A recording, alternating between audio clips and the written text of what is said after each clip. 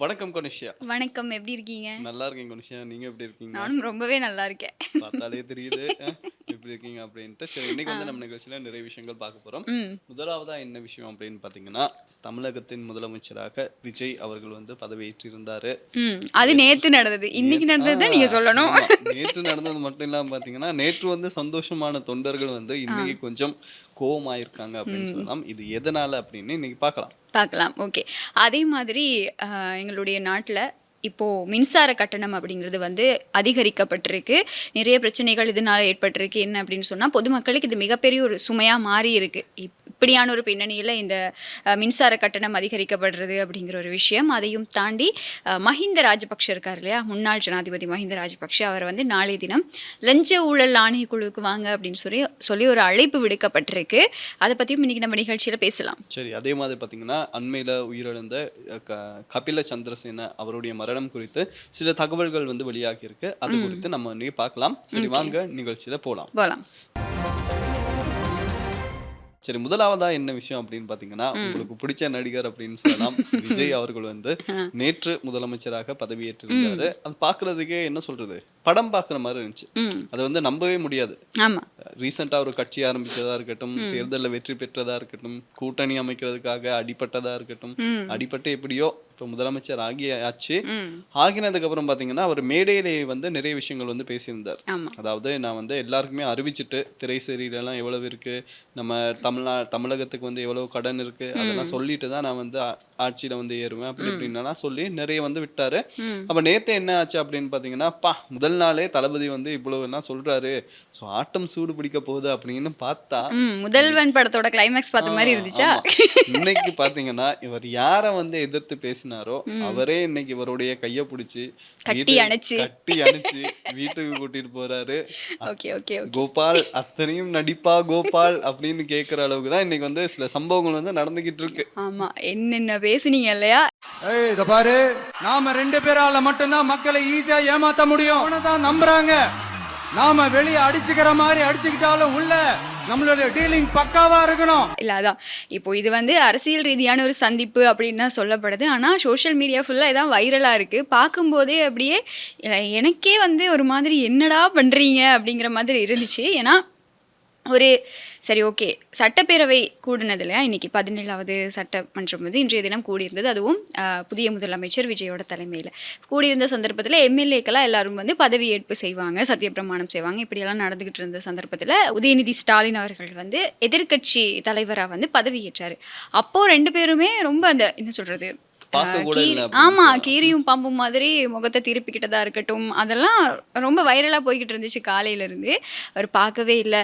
இப்படி இந்த சம்பவம் எல்லாம் பதிவாகும் போது என்ன மாதிரியான செய்திகள் வெளியாச்சு அப்படின்னா, சரி, இனி வரப்போற நாட்கள்ல வந்து சட்டசபை ரொம்பவே வந்து தீவிரமா இருக்க போகுது, 2 பேரும் விவாதங்கள் எல்லாம் ஈடுபட போறாங்க, ரொம்ப பெரிய பெரிய பிரச்சனை எல்லாம் வரப்போகுது அப்படி இப்படின்னு சொல்லி ஒரு பெரிய பில்டப் ஒன்று கொடுத்தாங்க. அதெல்லாம் என்னடாங்கிற மாதிரி ஆயிடுச்சு. இப்போ வீட்டுக்கு வரும்போதே அப்படியே கையை கொடுத்து கட்டி பிடிச்சி இதெல்லாம் பண்ணி வாங்கன்னு வரவேற்று, அதுலயும் யாரு, நம்ம தலைவர்ல தளபதி மு.க. ஸ்டாலின் வந்து என்ன பண்ணியிருக்காரு அப்படின்னு சொன்னால், உள்ள வாங்கன்னு பொக்கே கொடுத்து அவருக்கு பொன்னாடை போற்றிடுறது என்ன இப்படியெல்லாம் சேர்ந்து எல்லாம் கிஃப்ட் எல்லாம் ஷேர் பண்ணிக்கிட்டாங்க. ஷேர் பண்ணிட்டு அப்படியே அவர் வீட்டிலேருந்து வந்துட்டார். அதுக்கப்புறம் வைகோவை சந்திக்க போயிருக்கதா வந்து செய்திகள் வெளியாக இருந்தது. இதெல்லாம் பார்க்கும்போது அப்பா, ஒரு மாதிரி அது என்ன ஃபீலிங்னு எனக்கு வெளியில் சொல்ல தெரியலை. நிறைய பேர் வந்து இப்போ சோஷியல் மீடியாவில் போட்டுட்ருக்காங்க என்ன அப்படின்னா, தூய சக்தியும் தீய சக்தியும் ஒன்றா சேர்ந்துருச்சு அப்படின்னு சொல்லி. அதே மாதிரி பார்த்தீங்கன்னா, அந்த தேர்தல் பிரச்சாரத்தில் வந்து ஸ்டாலின் அங்கிள் என்ன what bro, it's very wrong bro அப்படின்னு சொல்லிக்கிட்டு இருந்தாரு. இப்போ என்ன அப்படின்னு பார்த்தீங்கன்னா, 2 பேரும் கட்டி பிடிச்சி, அது வந்து ஒரு அரசியல் ரீதியான சந்திப்பு. புதிய முதலமைச்சர், முன்னாள் முதலமைச்சர் கிட்ட வாழ்த்துக்களை வாங்கிக்கிறதுக்காக போயிருக்காரு. சரி, பாப்போம் பொறுத்திருந்து பார்க்கலாம். பதவி ஏற்றாச்சு இல்ல, இனிமே என்ன நடக்க போகுது அப்படின்னு பார்க்கலாம். இது என்ன ஹைலைட், நேத்து வந்து பதவியேற்பு விழா நடந்தது இல்லையா? அந்த பதவியேற்பு விழால ஒரு விஷயம் நடந்திருக்கும். ராகுல் காந்தியை வந்து மை பிரதர் அப்படின்னு சொல்லி கூப்பிட்டுருப்பாரு. நீங்க பாத்தீங்க கூட, நீங்க த்ரிஷா வந்தது சொல்லிருப்பீங்களோன்னு நினைச்சேன். ராகுல் காந்தி அவர்கள் வந்து வந்திருந்தாரு. நம்ம கூட முதல்ல பேசியிருந்தோம் இல்லையா, காங்கிரஸ் வந்து ஈழத்தமிழர்களுக்கு என்ன பண்ணுச்சு அப்படின்ற மாதிரி பேசியிருந்தோம். அவரையே வந்து விஜய் அவர்கள் வந்து மை பிரதர் அப்படின்னு வந்து அழைச்சிருக்காரு. நம்மளுடைய எதிர்காலம் வந்து நமக்கு கண்ணுக்கு முன்னாடி தெரியுதா அப்படின்னு சொல்லலாம். இதற்காக பட்டாசு கொளுத்தின ஈழத்தமிழர்களா இருக்கட்டும், அந்த சில்லறை அந்த சில்லறையா சிதறவிட்ட சில்லறையை சிதறவிட்ட ரசிகர்களா இருக்கட்டும், அவங்களுக்கு வந்து இப்ப இனிமே சரி பாடத்தை வந்து படிப்பாங்களா அப்படின்றது வந்து தெரியல. இல்லையே இப்போ வந்து எங்களுடைய தமிழ் அரசியல்வாதிகள் பல பேர் வந்து விஜய் கிட்ட கோரிக்கை விடுத்திருக்காங்க. என்ன அப்படின்னா இப்போ ஸ்ரீதரனா இருக்கட்டும், அதே மாதிரி வந்து கஜேந்திரகுமார் பொன்னம்பலமா இருக்கட்டும், இவங்க எல்லாம் வந்து விஜய்க்கு வந்து கோரிக்கை கடிதம் அனுப்புற அளவுக்கு அவங்க வந்து விஜய் கிட்ட இருந்து ஒரு பெரிய விஷயத்தை எதிர்பார்க்குறாங்க. ஸோ வெயிட் பண்ணி பார்க்கலாம் என்ன பண்ண போறாரு அப்படிங்கிறது. ஏன்னா இப்போ இப்போ நடந்துக்கிட்டு இருக்க விஷயம்லாம் அவருக்கு ஓட் போட்ட தமிழக மக்களுக்கே பெரிய ஷாக் தான். ஸோ இதில் என்னென்ன அவர் ஈழத்தமிழர்களுக்கு பண்ண போறாரு, என்ன பேச போறாரு அப்படிங்கிறத வெயிட் பண்ணி தான் பார்ப்போமே. இன்னும் சிறப்பான தரமான சம்பவங்கள் எல்லாமே வந்து காத்திருக்கு அப்படின்னு தான் சொல்லணும். இதெல்லாத்தையுமே தாண்டி விஜய்க்கு வந்து Z+ பாதுகாப்பு கொடுக்கப்பட்டிருக்குதா இப்போ செய்திகள் வெளியாகி இருக்கு. இதில் வந்து 24/7 அவருக்கான பாதுகாப்பு உறுதிப்படுத்தப்பட்டிருக்கும். இதுதான் தமிழகத்திலேயே இந்தியாவிலே வழங்கப்படக்கூடிய மிகப்பெரிய பாதுகாப்பு, உயரிய பாதுகாப்பு அப்படின்னு சொல்லப்படுது. இப்போ முதலமைச்சராக பதவியேற்ற காரணத்தினால அவருக்கு வந்து இந்த பாதுகாப்பு பலப்படுத்தப்பட்டிருக்கு. ஆல்ரெடி பிரிவில் கொடுத்துருந்தாங்க. அவர் வந்து இந்த அரசியல்வாதியாக வந்ததுக்கு அப்புறமா, அரசியலுக்குள்ளே பிரவேசித்ததுக்கு அப்புறமா வந்து அவருக்கு பாதுகாப்பு வழங்கப்பட்டிருந்தது. இப்போது Z+ பாதுகாப்புக்கு அது வந்து உயர்த்தப்பட்டிருக்கு. அதாவது ஆயுதங்களோடு அப்படி சுற்றியே பவுன்சர்ஸ் நிற்கிற மாதிரி, அதே மாதிரி அவருக்குன்னு தனியாக ஆயுதங்கள் வழங்கப்பட்டிருக்கும். சொன்ன மாதிரி 24 மணித்தியாலமும் அவர் கூடவே வந்து பாதுகாப்புக்கான ஆட்கள் இருந்துகிட்டே இருப்பாங்க அப்படின்னு சொல்லி அவர் வந்து ஒரு வேற லெவல் சிஎம்மா வந்து இப்போது மாறிக்கிட்டு இருக்காரு. நாளுக்கு நாள் மாறிக்கிட்டு இருக்காரு. இந்த மாதிரியான பின்னணியில் இன்றைக்கி சட்டப்பேரவை நடந்திருந்தது. பலரும் எம்எல்ஏக்களாக வந்து அவங்களுடைய பதவியேற்பு பண்ணியிருந்தாங்க, உறுதிமொழிகள் வழங்கியிருந்தாங்க.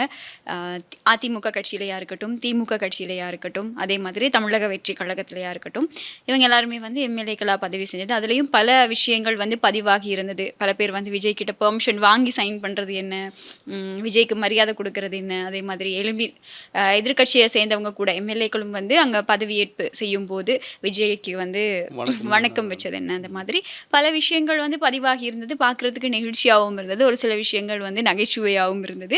இங்க பாரு, நீங்க எதுக்கு சண்டை போட்டீங்க, ஏன் சண்டை போட்டீங்களா எனக்கு தெரியாது. பழையபடி ஒத்துமையா இருக்கணும், அவ்வளவுதான் எனக்கு வேணும். அதுக்கு தான் இங்க உட்கார்ந்து பேசிட்டு இருக்கேன், புரியுதா? பாருமா, நீ இவ்வளவு தூரம் சொல்ற, ஒரு வார்த்தை கூட பேசாம முறைக்கிறான். ஏண்டா ஒழுங்கா தான் பேசேன்டா. முதல்ல 2 பேரும் கை கொடுங்க. Hi hi. இப்படி எல்லாம் ஒரு ட்விஸ்ட்டுக்கு மேலே ட்விஸ்ட்டு தமிழக அரசியலில் நடந்துக்கிட்டே இருக்கு. பார்க்கலாம், வெயிட் பண்ணி பார்க்கலாம். நீங்கள் சொன்னது தான். சரி, வெயிட் பண்ணி பார்க்கலாம். ஆனாலும் பார்த்தீங்கன்னா விஜய் கிட்ட ஒரு சின்ன விஷயம் ஒன்று பிடிச்சிருந்துச்சு. அது என்ன விஷயம் அப்படின்னு பார்த்தீங்கன்னா, இவர் வந்து அந்த தேர்தல் நிறைய வாக்குறுதிகள் வந்து கொடுத்துருந்தாரு. அதை வந்து பதவியேற்ற அன்னைக்கே வந்து அதுக்கான வேலைகளுக்கு வந்து சைன் பண்ணி ஆரம்பிச்சு வச்சார். இதே மாதிரி கொஞ்ச நாளைக்கு முன்னாடி நம்ம நாட்டில் ஒரு தேர்தல் நடந்துச்சு. அந்த தேர்தலில் இதே மாதிரி நிறைய வாக்குறுதிகள் வந்து கொடுத்தாங்க சில பேர். அவங்க இப்போ ஆட்சிக்கும் வந்துட்டாங்க. ஆட்சிக்கு வந்து 1.5 வருஷம் ஆச்சு. எல்லாத்தையும் குறைப்பாங்க அப்படின்னு முன்னுக்கு சொல்லியிருந்தாங்க. ஆனால் இப்போ பார்த்தீங்கன்னா அது என்னது, அவங்க நினைச்சிருக்காங்க போல மக்கள் போக போக எல்லாத்தையுமே மறந்துடுவாங்க அப்படின்னு நினைச்சு இப்போ வந்து ஒரு அதிகரிப்பை வந்து பதிவு செஞ்சிருக்காங்க. ஆமா, அதாவது எங்களுடைய நாட்டோட மின்சார கட்டணம் வந்து இப்போ அதிகரிக்கப்பட்டிருக்கு. 180 அலகுகளுக்கு மேல பயன்படுத்துறவங்களுக்கான மின்சார கட்டணம் தான் அதிகரிக்கப்பட்டிருக்கு. ஸோ இப்போ வரைக்கும் மக்கள் கிட்ட விடுக்கப்படக்கூடிய மிகப்பெரிய கோரிக்கை என்ன அப்படின்னா, 180 அலகுகளுக்குள்ள உங்களுடைய மின்சாரத்தை நீங்க பாவீங்க. 210 அந்த மாதிரி எல்லாம் அதிகரிச்சிச்சு அப்படின்னு சொன்னா ஒரு விலை அதிகரிப்பு பதிவு செய்யப்பட்டிருக்கு, மின்சார கட்டணம் அதிகரிக்கப்பட்டிருக்கு. இதனால இப்போ கரண்ட் பில் கூடிருச்சு அப்படின்னா எதிர்வரும் நாட்களில் நீர் கட்டணமும் அதிகரிக்க வாய்ப்பு இருக்குது அப்படின்னு பல தகவல்கள் வெளியாகிட்டு இருக்கு. ஸோ இலங்கையோட எதிர்காலம் என்ன நடந்துக்கிட்டு இருக்கு அப்படிங்கிறது தான் தெரியலை. எங்களுடைய நாட்டோட ஜனாதிபதி அனுரகுமார திசாநாயக் அவர்களும் நீங்கள் சொன்ன மாதிரி அவருடைய தேர்தல் பிரச்சார மேடைகளில் வந்து அப்போது எங்களோட நாட்டில் வந்து அதிகமான மின்கட்டணம் எல்லாமே அதிகமாக தானே இருந்தது. எல்லாமே ரொம்ப என்ன சொல்கிறது, வான தொடுற அளவுக்கு ஹைக் ப்ரைஸஸ் அப்படி தான் இருந்தது. அப்படியான பின்னணியில் தான் அவர் தேர்தல் பிரச்சார மேடைகளில் சொல்லியிருந்தார், பாருங்கள் இப்போ கரண்ட் பில் எவ்வளோ இருக்குது, மற்றது எரிபொருள் விலைகளெல்லாம் எவ்வளோ அதிகரிக்கப்பட்டிருக்கு, இதெல்லாத்தையும் வந்து நான் ஜனாதிபதி ஆனதுக்கப்புறம் நான் குறைச்சிருவேன், இந்த மாதிரி ஒரு பெரிய சுமையை நான் மக்களுக்கு கொடுக்க மாட்டேன், மக்களை வந்து இந்த விலை சுமையிலேருந்து நான் விடுவிச்சிருவேன், வரி சுமையிலேருந்து விடுவிச்சிருவேன், அப்படி இப்படின்னு பல வாக்குறுதிகளுக்கு மேலே வாக்குறுதிகள், இஷ்டத்துக்கு ஒரு வாக்குறுதி அப்படின்னு சொல்லிக்கிட்டு இருந்தார். இப்போ அதெல்லாத்தையும் வந்து ஞாபகம் இருக்கா இல்லையா அப்படிங்கிறது தான் இருக்கக்கூடிய மிகப்பெரிய கேள்வி.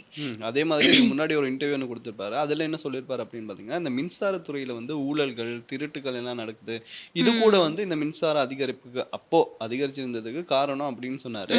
ஆனா இவங்க வந்து அரசியல்ல வந்துட்டாங்க, எங்களுடைய ஆட்சியில ஊழல் இல்லை அப்படின்றாங்க, திருட்டு எல்லாம் இல்லை, நாங்க மக்களுக்கு வெளிப்படையா இருக்கோம் அப்படின்றாங்க.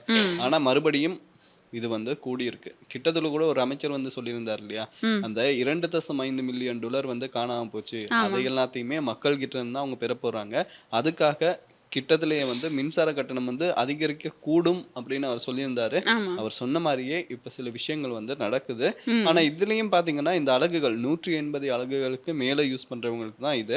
ஆனா 180 அலகுகளுக்கு கீழே யூஸ் பண்றவங்க வந்து அவங்களுக்கு வந்து ஒரு விலை அதிகரிப்பு இருக்காது. அவங்க வந்து நார்மலா யூஸ் பண்ணிக்கிட்டு போலாம். ஆமா. அதாவது 180 அலகுகளுக்கு மேல இருந்துச்சு அப்படின்னு சொன்னா 18% விலை அதிகரிப்பு இப்போ அமுல்படுத்தப்பட்டிருக்கு. அதுவும் என்ன அப்படின்னா அவங்க ஒரு காரணமா சொல்லியிருக்காங்க. பொது பயன்பாடுகள் ஆணைக்குழு என்ன சொல்லியிருக்காங்க அப்படின்னா, இந்த எரிபொருள் விலை உயர்வு அப்படிங்கிறது ஒன்று இப்போ இந்த ஓர்னால எங்களுடைய நாட்டிலையும் எரிபொருள் விலைகள் அதிகரிக்கப்பட்டிருக்கு இல்லையா, அந்த எரிபொருள் விலை காரணமாகவும் அது மட்டும் இல்லாமல் மின்சார சபையோட இழப்பீடுகள் அந்த நஷ்டம் ஒன்று வந்துச்சு தானே, அதை ஈடுகட்டுற விதமாக தான் இந்த விலை அதிகரிப்பு பதிவு செய்யப்பட்டிருக்கு அப்படின்னு தான் சொல்லப்படுது. ஸோ 180 அலகுகளுக்குள்ளே முடிஞ்ச வரைக்கும் நீங்கள் மின்சாரத்தை பயன்படுத்துங்க. அதுக்கு மேலே ஆகும்னா நீங்கள் கட்டாயம் மின் கட்டணத்தை அந்த அளவுக்கு செலுத்தியே தான் ஆகணும். அதனால் சிக்கனமாக பயன்படுத்துங்க அப்படிங்கிறது தான் இப்போ வரைக்கும் மக்கள் கிட்ட விடுக்கக்கூடிய கோரிக்கையாகவும் இருக்குது. ஸோ இப்போ வந்து வாக்குறுதிகள் வந்து உடனே நிறைவேற்றப்படாது. இப்போ 1.5 வருஷம் ஆச்சு, இன்னும் கொஞ்ச நாள் இருக்கு இல்லையா, அதுக்குள்ளே வந்து எப்படியாவது இந்த கரண்ட் பில்லை வந்து சொன்ன மாதிரியே வாக்குறுதிகள் வந்து நிறைவேற்ற மாதிரி அவங்க வந்து குறைப்பாங்க. ஸோ மக்கள் வந்து வெயிட் பண்ணிக்கிட்டு இருங்க குறைக்கிறாங்க. எனக்கு தெரிஞ்சு இவங்க ஆட்சிக்கு வந்ததுக்கப்புறம் ஒரு தடவை விலை குறைப்பு பதிவு செய்யப்பட்டது இல்லையா, விலை குறைப்பு பதிவு செய்யப்பட்டது. அதுக்கப்புறமா வந்து போக போக எல்லாமே அதுக்கப்புறம் தான் நிறைய பிரச்சனை வந்துச்சு. டித்வா வந்துச்சு, கோல்கலன் வந்துச்சு, நிலக்கரி வந்துச்சு, அப்புறம் வேற என்ன வந்துச்சு, எல்லாமே வந்து போகுது. ஆனா தீர்வு தான் கிடைக்க மாட்டேங்குது. ஆனா மக்களுக்கு இது மிகப்பெரிய ஒரு இந்த மின்சார கட்டணம் அதிகரிக்கிறது அப்படிங்கிறது வந்து மிகப்பெரிய ஒரு சுமையாக தான் மாறி இருக்கு. ஏன்னா இதுக்கப்புறம் இப்போ சரி ஓகே, இதுக்கு எரிபொருள் விலை அதிகரிப்பும் ஒரு காரணம் அப்படின்னு பார்த்தா அது வந்து இந்த உலகத்தில் நடந்துட்டு இருக்கக்கூடிய போர் பதட்டம் காரணமாக கச்சா எண்ணெயோட விலை அதிகரிக்குது, அதனால எரிபொருள் விலை அதிகரிக்குது அப்படின்னு எடுத்துக்கிட்டாலுமே கூட இப்போ ஒரு பக்கம் வந்து பெட்ரோல் விலை கூடியிருக்கு, இன்னொரு பக்கம் கரண்ட் பில்லும் கூடியிருக்கு அப்படிங்கிறது வந்து மக்கள் நீர் கட்டணமும் கூட போகுது. எல்லாம் கூடிக்கிட்டே தான் போகுது. ஆமா, இப்போ கரண்ட் பில் கூடிச்சு அப்படின்னா அதனால இம்பாக்ட் ஆயிருக்கக்கூடிய இன்னும் விஷயங்கள் வந்து கூடலாம். இப்போ போக்குவரத்து சேவைகளோட பொது போக்குவரத்து சேவைகளோட கட்டணங்கள் வந்து அதிகரிச்சிருக்கு. இப்படி நிறைய பிரச்சனை மக்களுக்கு, இலங்கை மக்களுக்கு இப்படி தான் போய்கிட்டு இருக்கு இலங்கையோட நிலைமை. ஸோ கூடிய சீக்கிரம் அனுரகுமார திசாநாயக்க ஜனாதிபதி அவர்கள் வந்து இதுக்கு வந்து ஒரு தீர்வு கொடுக்கணும். ஏன்னா இப்படியே விலை அதிகரிப்பு பதிவாயிட்டே போச்சு அப்படின்னு சொன்னால் மக்களோட நிலைமை ரொம்ப மோசமாயிரும். மறுபடியும் எங்களுடைய அந்த ரொம்ப கஷ்டமான ஒரு நாட்களுக்கு எங்களுடைய ரணில் அரசாங்கம் இருக்கும்போது அப்படி தானே அதிகமான விலை அதிகரிப்பு இருந்துச்சு, மக்களால் ஈடுகட்டிக்க முடியாத பல கண்டிஷன்ஸ் இருந்துச்சு. அந்த மாதிரி ஒரு நிலைக்கு நாங்கள் தள்ளப்படாமல் இந்த விலை அதிகரிப்பு வந்து மக்களுக்கு ஒரு சுமையாக மாறாமல் ஓரளவுக்கு ரிலீஃப் ஆகுற மாதிரி ஏதாவது ஒரு சொல்யூஷன் வந்து ஜனாதிபதி கொடுக்கணும். அதுக்கான செயற்பாடுகள் அவர் ஈடுபடணும் அப்படின்னு கேட்டுக்கணும். இந்த ஜனாதிபதியை பற்றி இப்படி பேசியிருக்க நேரத்தில் இன்னொரு நியூஸ் பண்ண வந்திருக்கு. என்ன அப்படின்னு பார்த்தீங்கன்னா, முன்னாள் ஜனாதிபதி மஹிந்த ராஜபக்ஷ அவர்கள் வந்து நாளைக்கு லஞ்ச ஒழிப்பு ஆணைக்குழுவில் வந்து முன்னிலையாக போகிறதா சில தகவல்கள் வந்து வெளியாகி இருக்கு. இது எதனால் அப்படின்னு பார்த்தீங்கன்னா, அண்மையில் உயிரிழந்தார் இல்லையா கபில சந்திரசேன, அவர் வந்து சில வாக்குமூலங்களை வந்து கொடுத்து விட்டு போயிருக்காரு. ஸோ அதனை அடிப்படையாக வைத்து சில விசாரணைகள் வந்து நடைபெற போகிறதாகவும் அதுக்கு இவரை வந்து நேரில் வாங்க அப்படின்னும் அழைப்பானை வந்து விடுத்திருக்காங்க. ஸோ நாளைக்கு இவர் வருவாரா இல்லையா அப்படின்றது வந்து இன்னைக்கு வரைக்கும் தெரியல. சம்டைம்ஸ் நாளை காலையில் கூட சுகம் இல்லாமல் போலாம், என்ன வேணும்னாலும் நடக்கலாம். இல்லை நேற்றைய தினம் அவருடைய மகன் நாமல் ராஜபக்ஷ வந்து சொல்லியிருந்தாரு, இல்லை மஹிந்த ராஜபக்ஷ வந்து கட்டாயம் முன்னிலையாவார். அது வந்து மஹிந்த ராஜபக்ஷவே சொல்லியிருந்தாரு. நீங்கள் சொன்ன மாதிரி கபில சந்திரசேனவோட இறுதி சடங்குகளுக்காக வந்திருந்தாரு முன்னாள் ஜனாதிபதி மஹிந்த ராஜபக்ஷ. நீங்கள் ஏன் சிரிக்கிறீங்க இப்போ நான் சொல்லும் போது? இல்லை சொல்லுங்க. இல்லை உங்கள் சிரிப்பில் ஏதோ ஒன்று விஷயம் ஒன்று இருக்கு. என்ன அது என்ன சொல்றேன், நம்ம மைண்ட் வேற எங்கேயோ போகுது, எங்க போகுதுன்னு எனக்கும் தெரியும். ஓகே, ஸோ கபில சந்திரசேனவோட இறுதி சடங்குகளில் பங்கேற்றுக் கொள்றதுக்காக முன்னாள் ஜனாதிபதி வந்திருந்த சந்தர்ப்பத்தில் கேட்பாங்க, ஒரு ஊடகவியலாளர் கேட்பாங்க, நீங்கள் வந்து 12ஆம் தேதி உங்களை கூப்பிட்டுருக்காங்களே நீங்கள் போவீங்களா அப்படின்னு கேட்கும்போது அவர் சொல்லுவார், ஆமாம் போய் தானே ஆகணும், போய் பார்ப்போம் என்ன நடக்குது அப்படின்னு சொல்லியிருப்பார். அதே மாதிரி அவர் நாளைக்கு வர்றது உறுதி செய்யப்பட்டிருக்கு. ஓகே, லஞ்ச ஊழல் ஆணை குழு அழைப்பு விடுத்திருக்கு, இவர் போக போகிறாரு. அதே மாதிரி இந்த ராஜபக்ஷ ஆதரவாளர்கள் இருக்காங்க இல்லையா, அவங்கெல்லாம் பிளான் பண்ணி இப்போ ஒரு விஷயத்த செய்ய போகிறாங்க. என்ன அப்படின்னு சொன்னால், இப்போது சோஷியல் மீடியாவில் ஒரு போஸ்டர் வந்து ட்ரெண்ட் ஆகிட்டு இருக்கு. நீங்கள் பார்த்தீங்களா என்னன்னு தெரியல, எல்லாருமே ஷேர் பண்ணிட்டு இருக்காங்க. என்ன அப்படின்னா, மே 12 ராஜபக்ஷவுக்காக குரல் கொடுக்க நாங்கள் வரோம், நீங்கள் வரீங்களா அப்படின்னு சொல்லி ஒரு போஸ்டர் சகோதர மொழியில் வந்து ஷேர் ஷேர் ஆகி ஆயிட்டு நான் கூட அந்த போஸ்டர் வந்து பார்த்தேன். காரணம் என்னவா இருக்கும்? சும்மா அவரோட ஆதரவுக்கு எப்படி ஆட்கள் இருக்காங்க அப்படின்னு அப்படி வந்து காட்டுறதுக்காக கூப்பிட்டு வராங்களோ தெரியல. சில வேளை அந்த ரலிகளுக்கெல்லாம் கூப்பிட்டு வருவாங்க இல்லையா, பேரணிகளுக்கு. ஆமா. சாப்பாடு கொடுத்து அப்படியுமான ஆட்களை வந்து சேர்த்து கூப்பிட்டு ஏன் திடீர்னு அது 12ஆம் தேதி வரை லஞ்ச ஊழல் ஆணைக்குழுக்கு இது கூப்பிட்டு ஏன் அதனால அப்படின்னு பாத்தீங்கன்னா, இதே மாதிரி முன்னாள் ஜனாதிபதி ஒருத்தர் இருந்தாரு. அவரு கூட வந்து விசாரணைன்னு கூப்பிட்டாங்க, திடீர்னு அரெஸ்ட் பண்ணிட்டாங்க. அப்புறம் அவர் வந்து சுகம் இல்லாம ஹாஸ்பிட்டலுக்கு போயிட்டு, அப்புறம் அது வந்து ஒரு பழைய கேஸ் ஒண்ணு இருக்கு இல்லையா, ஆமா. So அதே மாதிரி இவருக்கு நடந்துடக்கூடாதோ அப்படின்ற மாதிரி ஒரு முன்னாயத்தமா கூட இருக்கலாம். ஓகே, இங்க விசாரணைகள் ஏதாவது மிஸ் ஆகி சும்மா தப்பி தவறி கைது செஞ்சுட்டாங்க, தெரியாம அதிகாரிகளுக்கு தெரியாம கைது செஞ்சுட்டாங்க அப்படின்னா அதை வந்து காமிக்கிறதுக்கா, ஆள் பலத்தை காமிக்கிறதுக்கா, ஆட்சி பலத்தை காமிக்கிறதுக்கா என்னன்னு தெரியல. இது எப்படி இருந்தாலுமே கூட நாளை தினம் ஒரு பேரணியா எல்லாரும் வந்து இந்த ராஜபக்ஷ ஆதரவாளர்கள் எல்லாருமே வந்து கொழும்புல இருக்க போறதாவும், ஒரு பேரணியா செயல்பட போறதாவும் தகவல்கள் வெளியாகி இருக்கு. அதுவும் அவங்களுடைய ஆதரவாளர்களே தான் இந்த விஷயங்களை வந்து தகவல்களை பரப்பிக்கிட்டு இருக்காங்க. மிக முக்கியமா அவருக்கு குரல் கொடுக்க, அவருக்கு சப்போர்ட்டா, நாங்க சப்போர்ட்டா வரதுக்கு தான் இன்னும் எதுவுமே நடக்கல, எதுக்குடா சப்போர்ட் பண்றீங்க அப்படிங்கிற மாதிரி இருக்கு. எனிவேஸ், நாளைக்கு வந்து லஞ்ச ஊழல் ஆணைக்குழுக்கு போனதுக்கு அப்புறமா வாக்குமூலங்கள் பதிவு செய்யப்படும், விசாரணைகள் நடக்கப்படும். அதுக்கப்புறம் ஒரு வெளியில வாராரா இல்லாட்டி கைது செய்யப்படுறாரா, ஆதரவாளர்கள் இதுக்காக ஒன்று கூடுறாங்க அப்படிங்கிற விஷயம் தெரிய வரும். எது எப்படி இருந்தாலும் இந்த நாமல் ராஜபக்ஷவும் இந்த கபில சந்திரசேனாவோட உயிரிழப்பு மரணம் தொடர்பாக பல கருத்துக்களை வெளியிட்டிருந்தார். இந்த கருத்துக்களில் வந்து அவர் சொன்னது எல்லாமே வந்து அரசாங்கம் சாட்சிகளை மறைக்க வருது, அதை மறைச்சிட்டு எங்க மேலே பழி போடுறாங்க அப்படி இப்படின்னு பல கருத்துக்களை தெரிவிச்சிருந்தார்.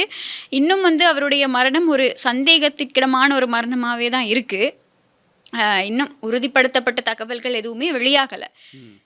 அதே மாதிரி பாத்தீங்கன்னா இவருடைய மரணம் பத்தி இப்ப சில தகவல்கள் கிடைச்சிருக்கு. என்ன அப்படின்னு பாத்தீங்கன்னா, இவர் வந்து அந்த ஜிம்முக்கு போடுற பெல்ட் இருக்கு இல்லையா, அது மூலமாக தான் தற்கொலைக்கு வந்து தற்கொலை பண்ணியிருக்காரு. அது வந்து இந்த வீட்டுல இருக்கலையாம், அவர் உயிரிழந்த வீட்டுல இருக்கலையாம், இன்னொரு வீட்டுல தான் இருந்திருக்கு.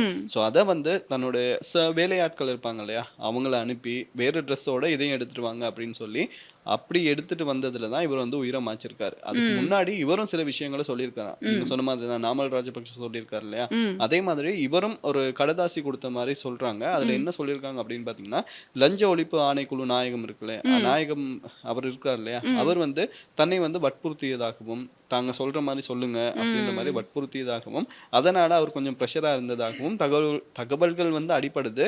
ஆனா இப்போ வரைக்கும் அவருடைய மரணத்துல வந்து சந்தேகம் வந்து நிலவிக்கிறது தான் இருக்கு. ஆமா, இப்போ அவருடைய பிரேத பரிசோதனை நடந்தது தானே. பிரேத பரிசோதனையிலையும் வந்து கழுத்துல சில அடையாளங்கள் இருந்திருக்கு. இந்த கழுத்துல இருந்த அடையாளங்களும் நீங்கள் சொன்னீங்க இல்லையா, இந்த ஒரு ஜிம்முக்கு யூஸ் பண்ணுற பெல்ட் இருக்குன்னு, அந்த பெல்ட்டோட அடையாளங்களோட கிட்டத்தட்ட ஒரே மாதிரி ஒப்பீட்டளவில் இருக்குது அப்படின்னு சொல்லியிருக்காங்க. அதை வச்சு தான் விசாரணை அதிகாரிகள் வந்து சந்தேகம் வெளியிட்டிருக்காங்க. எப்படின்னு சொன்னால், ஒருவேளை இவர் வந்து ரொம்ப நாளாகவே இந்த தற்கொலை செய்து கொள்றதுக்கு வந்து பிளான் பண்ணிக்கிட்டு இருந்திருக்கலாம்.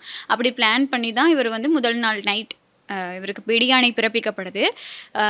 அந்த பணியாளர்கள் இருக்காங்க, சர்வன்ட் கிட்ட எடுத்த வாக்குமூலத்தில் அந்த சர்வன்ட் சொல்லியிருக்காங்க முதல் நாள் பிடியாணை பிறப்பிக்கப்படுது. அப்போ இவர் என்ன பண்ணியிருக்காரு அப்படின்னு சொன்னால், இந்த ஜிம்முக்கு போகிற அந்த யூஸ் பண்ணக்கூடிய அந்த பெல்ட்டு, அது எல்லாமே ட்ரெஸ்ஸு, சாப்பாடு எல்லாத்தையுமே வந்து ரெடி பண்ணி வைங்க அப்படின்னு சொல்லிட்டு அவர் நாளைக்கு அடுத்த நாள் நீதிமன்றத்தில் முன்னிலையாகிறதுக்கு தயாராக தான் இருந்திருக்காரு. இப்படியான பின்னணியில் தான் இவரோட இந்த மரணம் சம்பவிக்குது.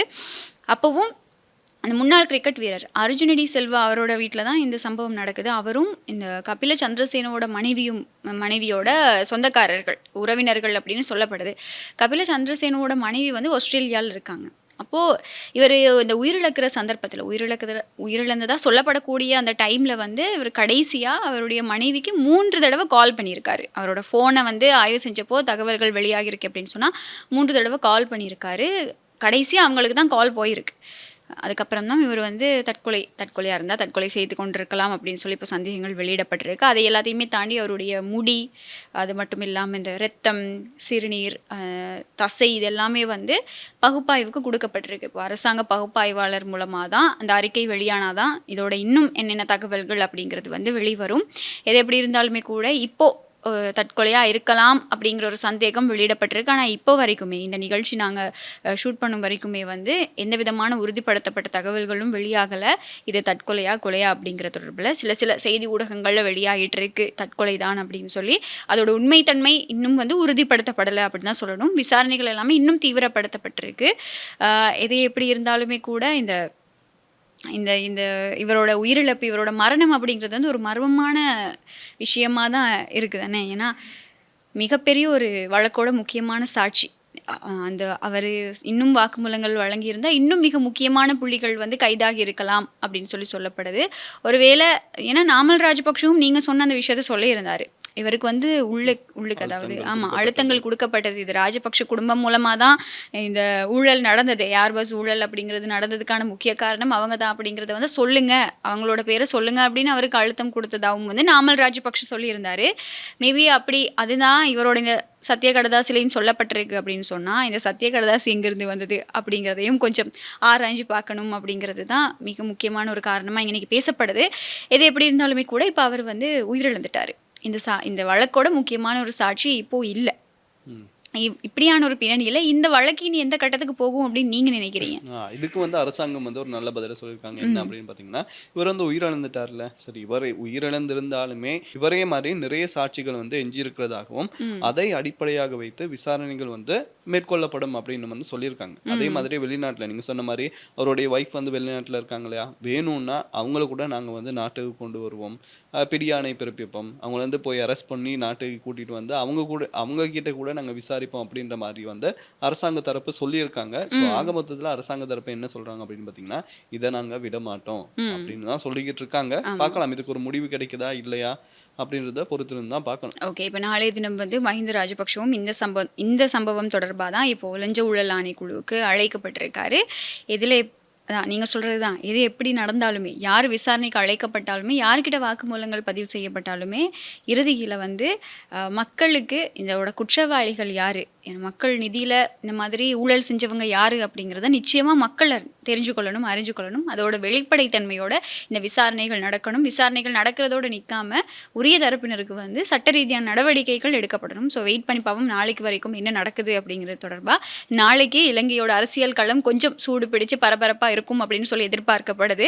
வெயிட் பண்ணி பார்க்கலாம். நாளைக்கும் இந்த நேரத்தில் என்ன நடக்குது அப்படின்றத அப்டேட் பண்ணுறதுக்கு நாங்கள் ரெடியாக இருக்கோம். ஓகே, நாளை தினம் நிகழ்ச்சியோட சந்திக்கலாம். Bye bye.